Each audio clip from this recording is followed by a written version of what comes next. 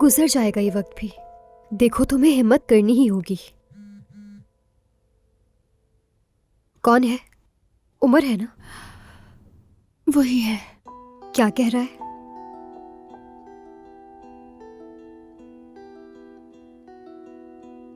ठीक है, तुम्हें उमर को जवाब देना ही होगा आयशा। बल्कि बेहतर है कि तुम उससे जाकर मिल लो, किसी ऐसी जगह जहां मेहमत ना हो। ऑफिस तो मत जाना, ठीक है? बाहर किसी जगह मिल लो तुम लोग। सही कहा। ऐसी जगह होनी चाहिए जहां हमें कोई परेशान ना करे। बात सुनो, तुम्हारे पास मेरे घर की चाबी है तो सही। तुम दोनों सुकून से बात कर सकते हो, और क्या चाहिए? ये तो तुम सही कह रही हो, सच में। बहुत शुक्रिया यास्मीन। शुक्रिया की कोई बात नहीं है, मेरी जान हो तुम। मेरी जान। परेशान मत हो। हाँ चलो, तुम जरा तैयारी करो, मैं ये कप रख देती हूँ, ठीक है?